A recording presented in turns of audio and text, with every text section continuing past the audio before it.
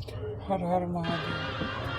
आज कथा में 5 श्री नदी भाई जानते हैं उन्होंने क्या कहा। हर हर नमः पार्वती पतिये हर हर।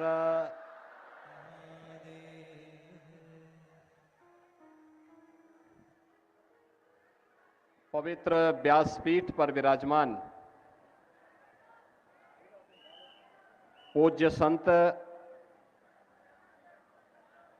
पंडित प्रदीप मिश्र, इस पूरे कार्यक्रम के आयोजक जगतगुरु महामंडलेश्वर श्री सतवा बाबा संतोष दास जी महाराज, हमारे सभी पूज्य संतजन, इस पावन कथा में उपस्थित सभी हमारे माननीय जनप्रतिनिधिगण और लाखों की संख्या में उपस्थित सभी श्रद्धालुजन,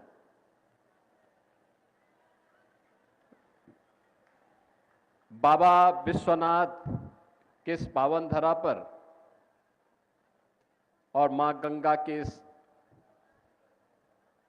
पावन तट पर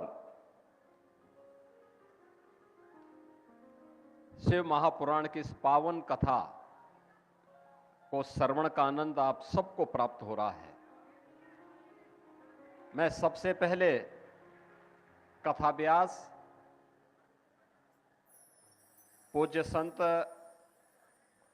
पंडित प्रदीप मिश्रा जी का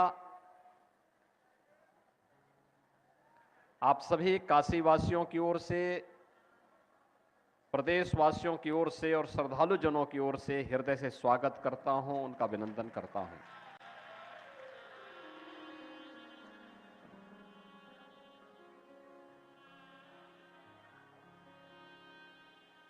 तेरह जनवरी से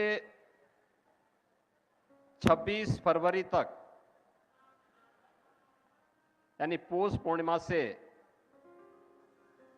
महाशिवरात्रि तक प्रयागराज की पावन धरती पर दुनिया का सबसे बड़ा आध्यात्मिक और सांस्कृतिक समागम महाकुंभ 2025 का आयोजन है। और उससे ठीक पहले काशी की धरती पर इस पावन कथा के माध्यम से इस कुंभ का दर्शन हम सबको देखने का अवसर प्राप्त हो रहा है।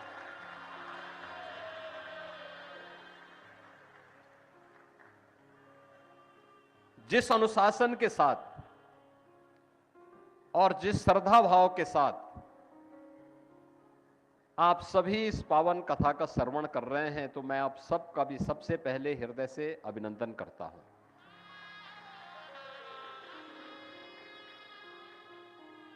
अभिनंदन दोनों प्रकार से, भगवान शिव का भक्त होने के नाते भी, सनातन धर्मावलंबी होने के नाते भी, और उत्तर प्रदेश का दायित्व भी मेरे पास है। तो उत्तर प्रदेश में पावन कथा का आयोजन हो रहा है, तो इस दृश्य से भी मैं अभिभूत हूं। इस सब दृश्य देख करके मुझे पहले से पता था। मुझे याद है गत माह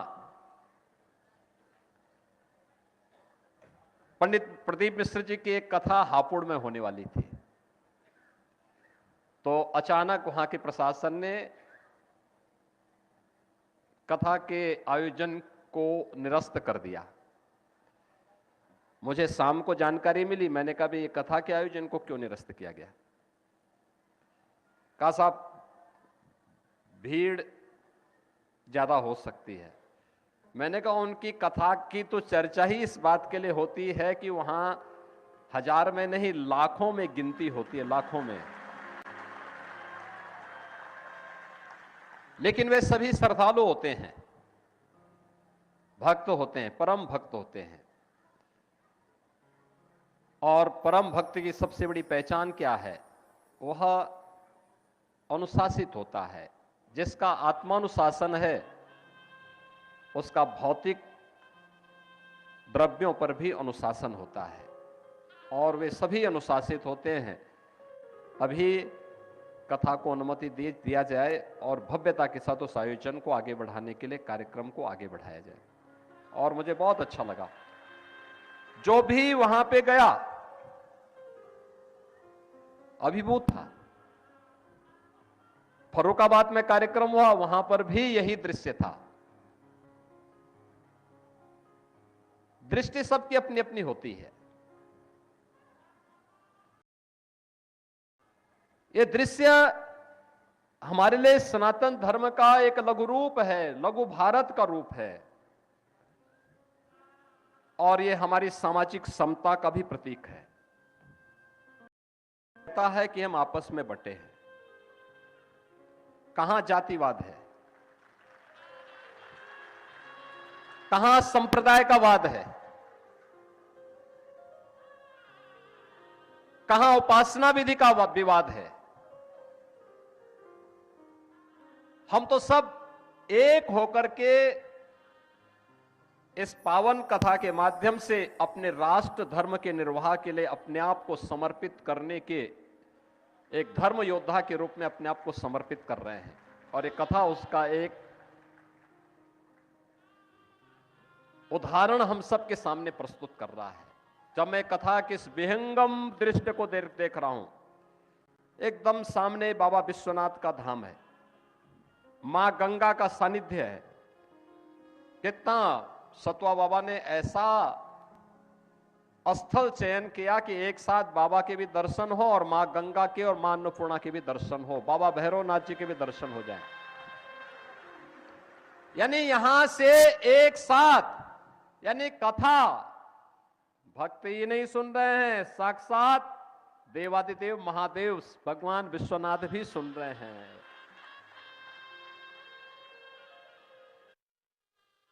बाबा भैरवनाथ भी सुन रहे हैं, काल भैरव भी सुन रहे हैं और मां गंगा और मां अन्नपूर्णा भी सुन रही है। इतना विहंगम दृश्य। ये उन सभी लोगों के मुंह पे एक जवाब है जो हमें जाति के नाम पर, क्षेत्र के नाम पर, भाषा के नाम पर, तमाम बातों के नाम पर बांटते हैं। उनकी आंखों को खोलने के लिए कथा पर्याप्त है।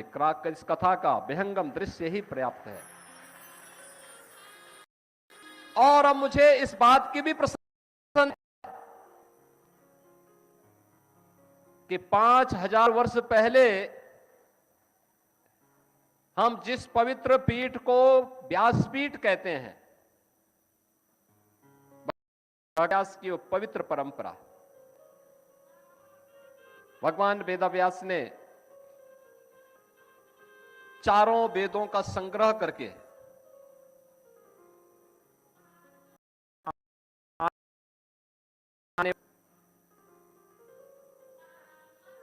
गुरु शिष्य की परंपरा वेदों के संरक्षण के लिए कैसे बननी है, भगवान वेदव्यास ने परंपरा दी। महाभारत जैसा 1,00,000 श्लोकों का महाप्रबंधन काव्य उस पूरी टीम का नेतृत्व दिया। श्रीमद् भागवत महापुराण जैसा